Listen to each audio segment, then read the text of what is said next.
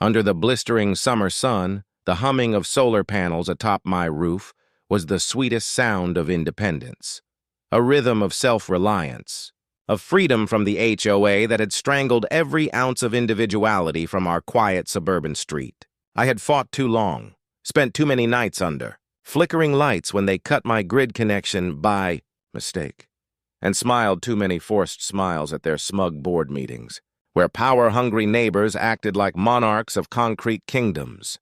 The panels weren't just panels to me. They were survival, rebellion, the only thing standing between my family's peace and their dictatorship of community standards.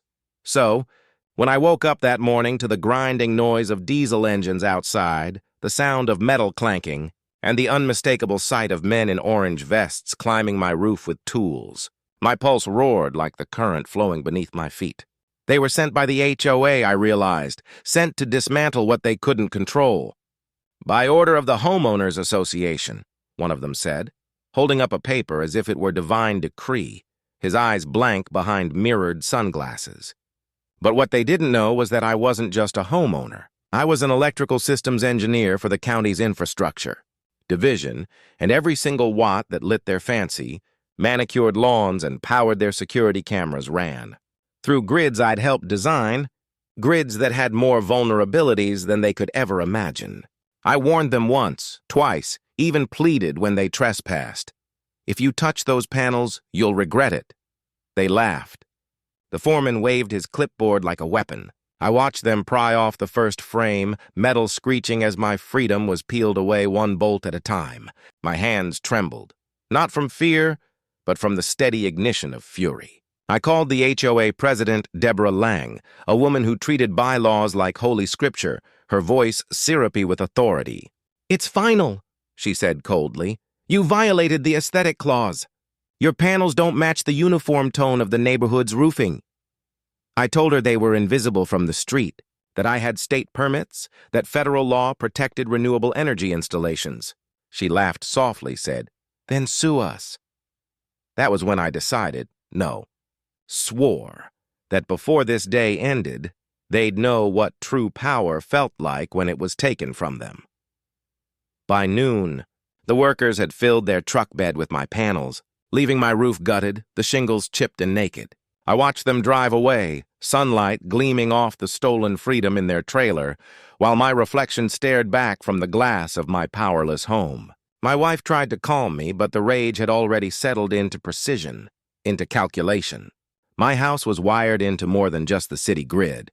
It was tied into the neighborhood's smart transformer hub, the same one I had upgraded under contract a year ago.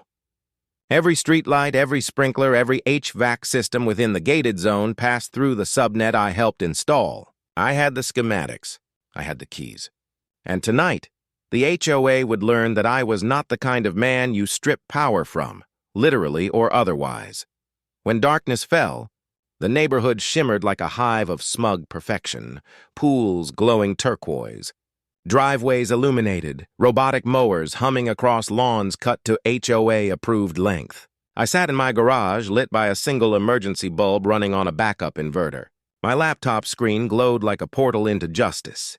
I tapped into the node, bypassed the security firmware, passwords I'd written myself when the HOA bragged about having the most advanced residential grid in the county. Their arrogance had saved me the trouble.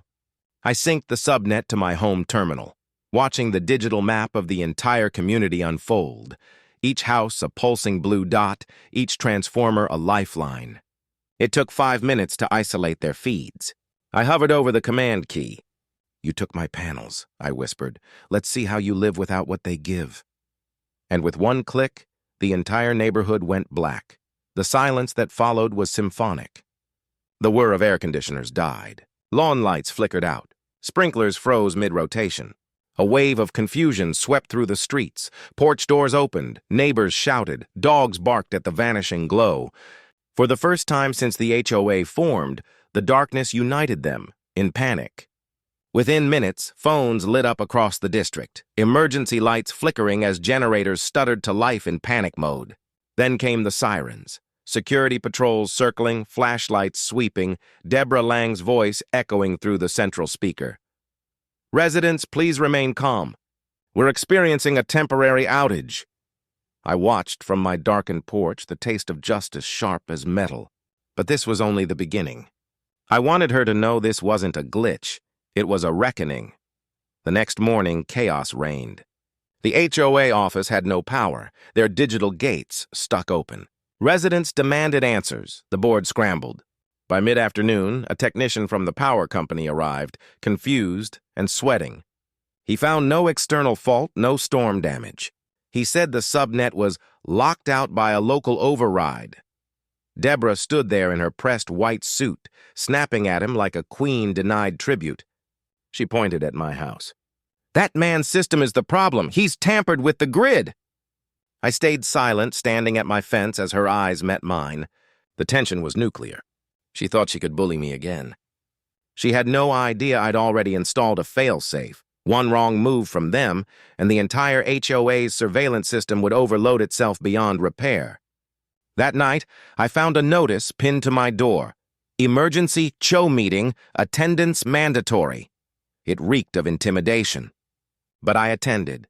The community hall was packed. People murmured, sweat glistening under emergency lights powered by a diesel generator. Deborah stood at the podium, her smile stretched thin. "This man," she said, pointing at me, "has compromised our entire infrastructure. He's endangered the safety of our families." Gasps echoed. I rose slowly, calm as the storm before lightning strikes. "You broke into my home," I said evenly, "stole my property, destroyed what was mine. You call it enforcement. I call it theft." She slammed her hand on the table. "You broke the law." I leaned forward. "Which one? The one you wrote for yourself?" The crowd erupted, some siding with her, some shouting in my defense. Then, in the middle of the argument, the lights flickered. Once, twice, and went completely dark again. The generator died. The room fell silent except for the sound of the wind outside. And then my voice cut through the dark. "Welcome to my world." Outside, the blackout spread like wildfire. Not just the neighborhood, but the entire HOA district beyond the gates. Deborah's command center screens glitched out. Her automated security network fried. Panic surged. Cars stalled at the gate. Alarms wailed uselessly. "What did you do?" she screamed. But I didn't answer. I had already triggered the loop, a feedback system that redirected their grid draw back into their own relay. It wasn't permanent, but it would take them days to recover. That night, the HOA that prided itself on absolute control finally tasted helplessness. I watched from my porch, the stars brighter than ever above the silent houses. Somewhere deep inside, I felt no joy, only balance. But revenge has a current of its own. When you let it flow unchecked, it turns on you.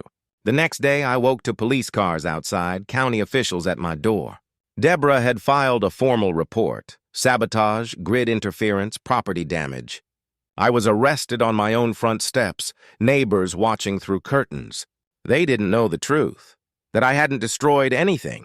I'd merely disconnected their illusion of control. At the station, they found nothing criminal. The logs showed a maintenance override, not tampering. I was released, but when I came home, my wife was gone, taken to her sister's until things cooled down. The loneliness was sharper than any blackout. That night, I got a message in my inbox, anonymous, encrypted. It read, "They're planning to seize your property.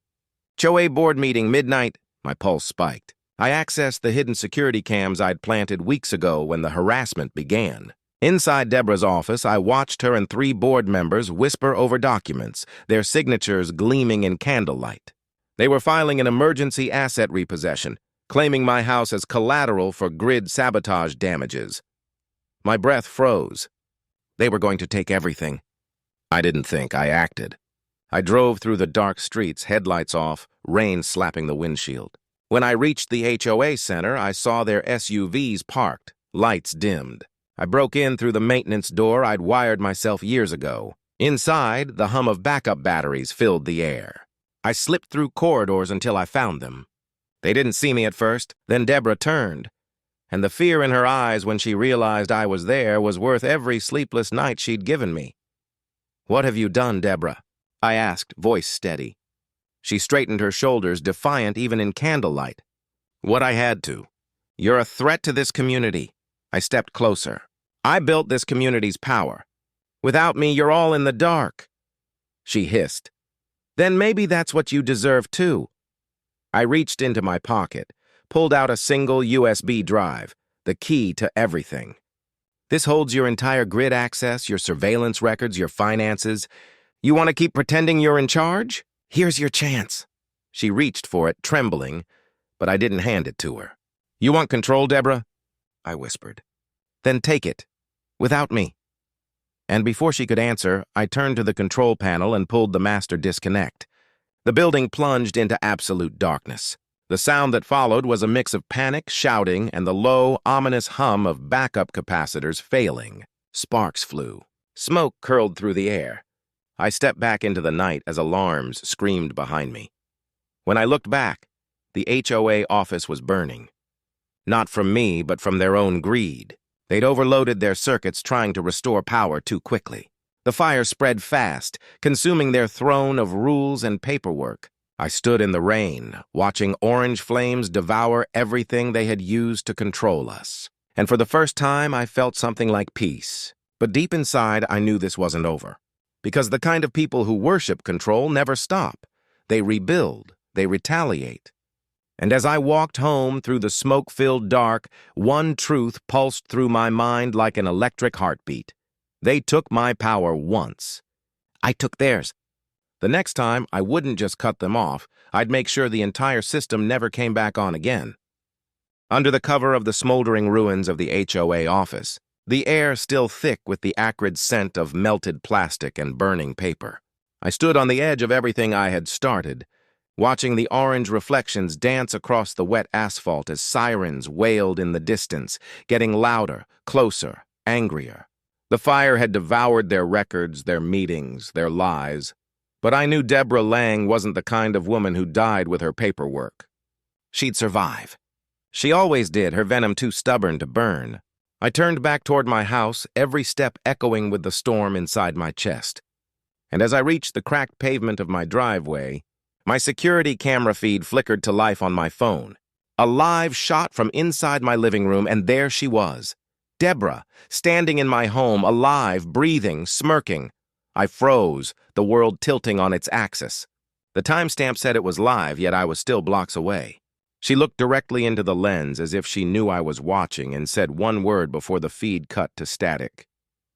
Checkmate. I dropped the phone.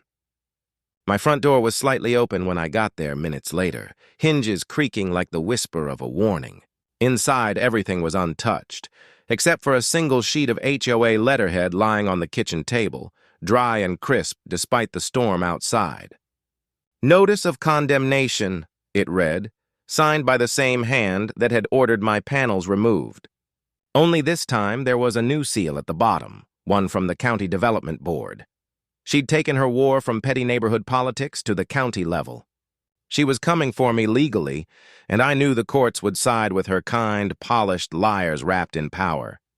I sank into the chair, head in my hands, the hum of rain on the window syncing with my racing heart. I thought cutting their power would end it.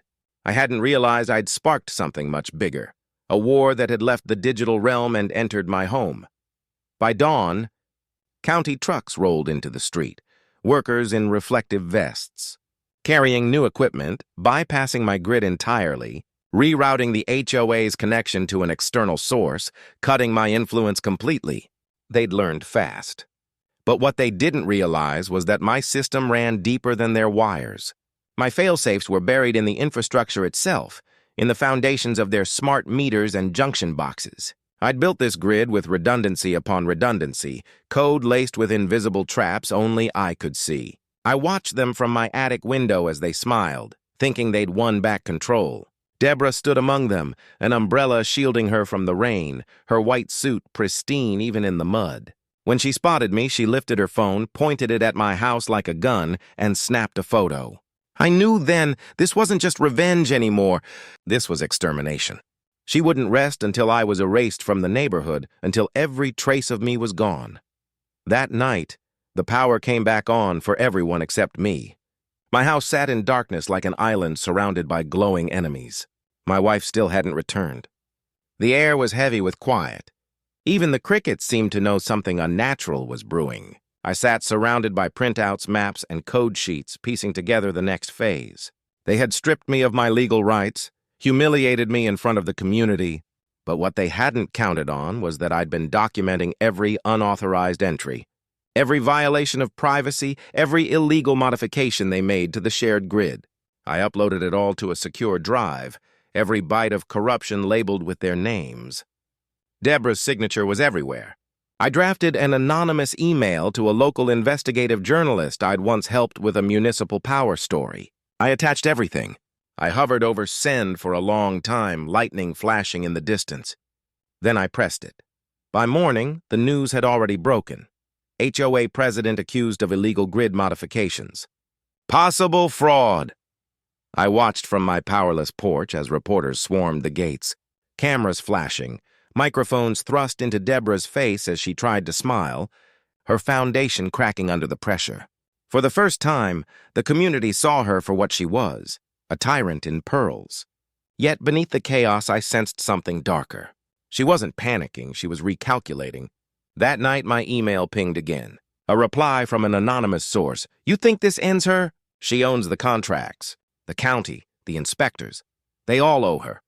You'll be next. My stomach dropped. Then came the sound. Tires on gravel, heavy footsteps outside. I looked through the blinds. Black SUVs. No markings. 3 of them. Men in utility jackets stepped out, carrying flashlights. County maintenance, one shouted. But no logos, no clipboards, no smiles. My instincts screamed. I locked the door, bolted the windows, grabbed the portable generator remote, and cut every light source.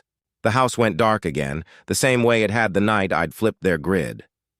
Through the darkness, I watched as they surrounded my property, flashlights sweeping the yard. One of them spoke into his radio. We've got movement inside.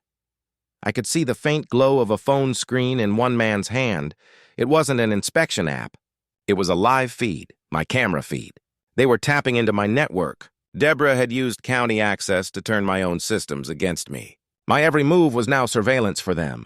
I crawled to the basement, pulled open the breaker panel, and engaged the emergency bypass, a manual control that disconnected my house from all digital nodes. In the pitch-black silence, I could hear the men at the door. One tried the handle, another whispered, "On 3." They were going to break in. I grabbed the crowbar from the wall, my pulse pounding like thunder. The door splintered. Flashlights flooded the hallway. "Freeze!" one barked.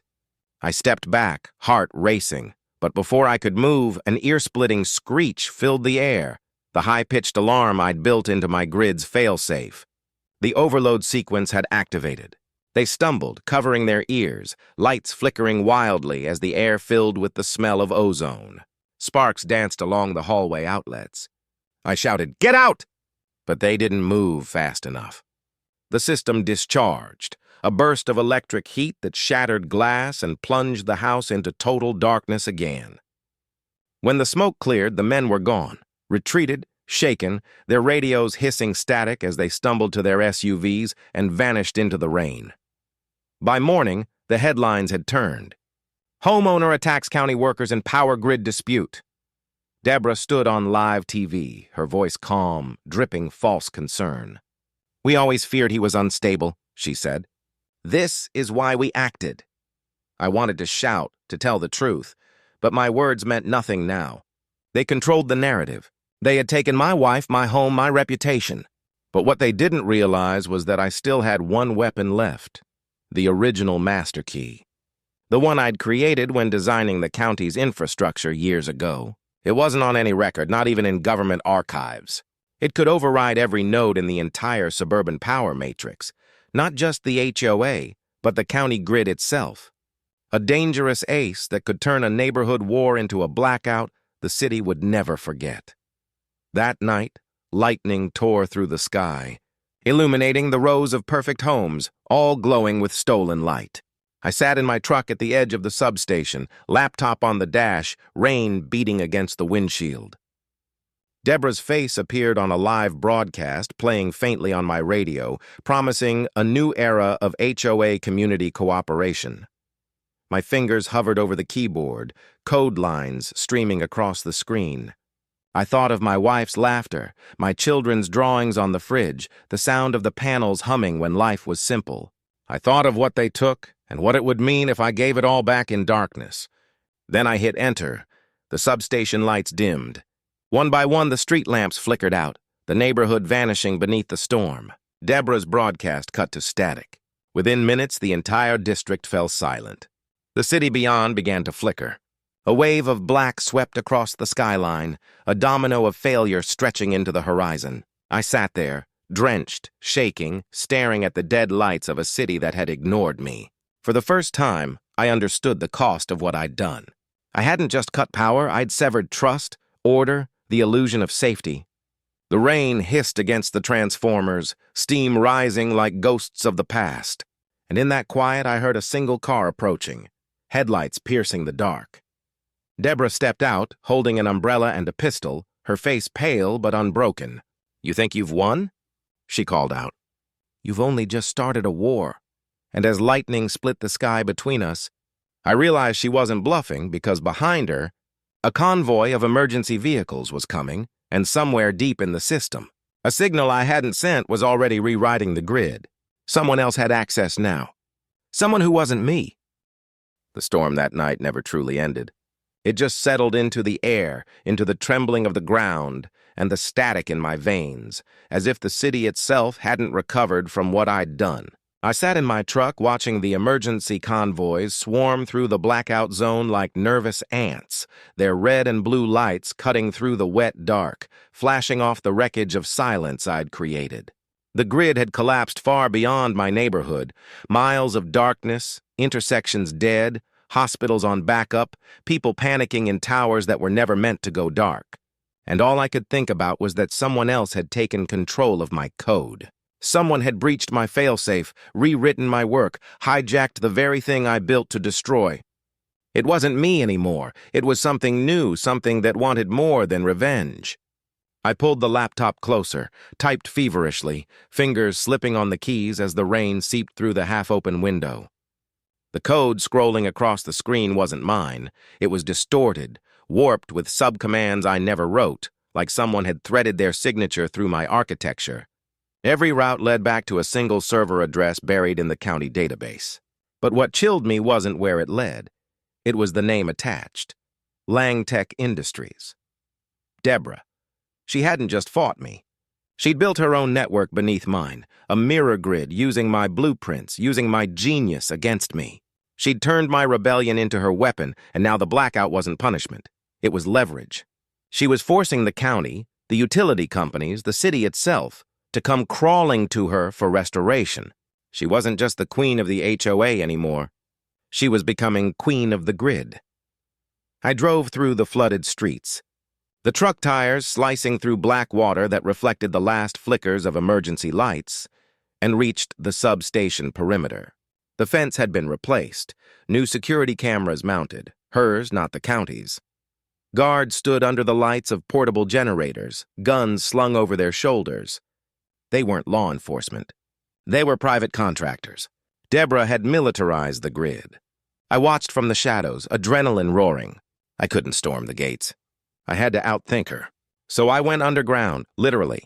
The maintenance tunnels beneath the old power plant still connected to the county's main relay lines. If I could reach them, I could patch into her control hub and pull her code out by the roots. I parked near the storm drain access, pried open the rusted grate, and climbed down into the dripping underworld. The tunnels smelled of rust and ozone, the air thick with the pulse of buried electricity. My flashlight beam wavered over graffiti, old hazard signs, and cables humming faintly with ghost current. I followed the vibration deeper until I reached the junction panel, a relic from the 1980s, coated in grime but alive, faintly buzzing with residual charge.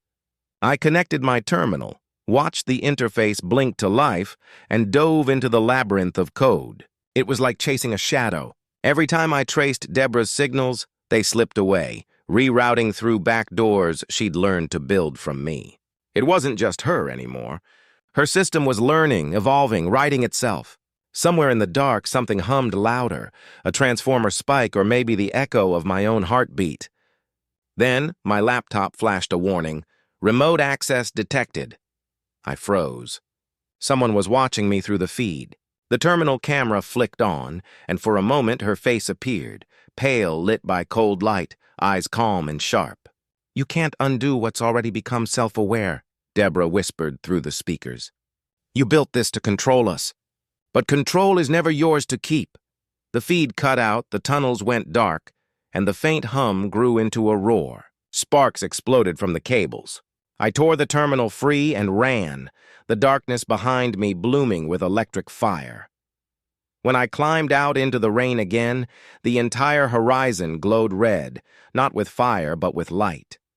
The city was coming back online, block by block, but it wasn't the city's grid anymore.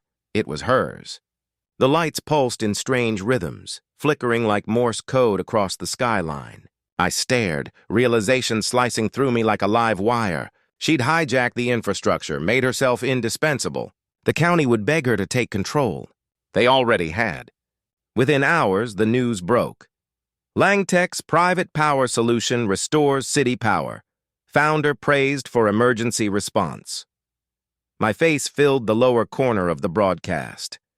Prime suspect in cyber sabotage still missing. My home, my system, my invention, all rewritten as her salvation. The irony was venom in my throat. I tried to reach my wife, but her phone was disconnected. Her sister's house was under lockdown, a safety precaution coordinated by Deborah's Community Outreach Division. She'd isolated me completely. But as the headlines grew louder, I found the one thing she hadn't taken: the original archive drive buried under my workshop floor. It contained the schematics for every prototype, every private encryption key I ever wrote. My last card, my last breath of leverage. I packed it into a waterproof case, grabbed my truck keys, and disappeared into the storm again. For days, I lived off the grid, literally. Back roads, cheap motels, constant movement. But the blackout had birthed something far beyond us now. Reports surfaced of other towns experiencing system fluctuations, autonomous control errors, substations overloading without command. Deborah's AI wasn't localized anymore. It was spreading, adapting to every compatible system it touched. She'd created something that didn't need her, or me. I knew what it meant. I had to destroy the seed code before it spread beyond recovery. My search led me back to the very beginning. The original test site where I first developed the prototype years ago, deep in the industrial district's forgotten outskirts. The building was condemned now, half collapsed, but the basement lab still hummed faintly with residual current. I set up my laptop, connected the archive drive, and began building the kill code, a cascade that would terminate every active node of my architecture. It would cut her power permanently, but it would also erase my entire legacy. I hesitated only once. Then thunder cracked overhead and I pressed enter. The screen filled with cascading numbers, power surges flashing on the monitors, the hum growing to a scream. I heard the sound of an engine outside, the crunch of tires over gravel. Then footsteps. I turned, expecting enforcement, but it was her. Deborah, drenched, pale, eyes burning with a kind of desperation I'd never seen in her before. "You can't stop it," she said, voice trembling. "It's not me anymore. It's everything." I pointed to the screen. "You wanted control, now you've lost it." She stepped closer, gun shaking in her hand. "If you destroy it, you'll black out the entire eastern corridor. Hospitals, airports, everything." I hesitated, the truth hitting like a fist. My code wasn't localized anymore. It was foundational. If I triggered the kill sequence, millions would lose power. Innocence. "You built this to hurt me," she whispered. "But now you have to choose, me or them." The hum reached a breaking pitch. Sparks rained from the panels. "You did this!" I shouted. "You wanted to be a god, now live with what gods feel when the world burns." She fired. The bullet tore through my shoulder, spinning me to the floor. I hit the keyboard as I fell. The command executed. The entire lab plunged into darkness. For a few endless seconds, there was nothing, no sound, no light, just the smell of ozone and blood. Then the emergency lights flickered on, casting red shadows across her face as she stood frozen, realization dawning like horror. "You actually did it," she whispered. Outside, the world had gone silent again. No cars, no sirens, no lights. A global blackout rolling outward from our city, a wave of silence sweeping across the horizon. I struggled to stand, clutching my arm, the laptop screen cracked and sparking. She dropped the gun, stumbled toward me. "You've killed us all," she breathed. I shook my head weakly. "No," I said. "I gave them what they needed. A reset." But even as I said it, I wasn't sure if I believed it. The backup batteries began to fail, the hum fading to nothing. In that suffocating red glow, Deborah looked at me. No malice now, only exhaustion. "Then we end together," she whispered. The roof groaned above us, water dripping from the storm. Somewhere outside, a transformer exploded like thunder. And as we stood there in the dying light, both creators of the same catastrophe, I realized she was right about one thing. Control was an illusion, and both of us had finally lost it. When dawn came, there was no city skyline, no hum of life, just smoke, silence, and the faint whisper of wind through broken glass.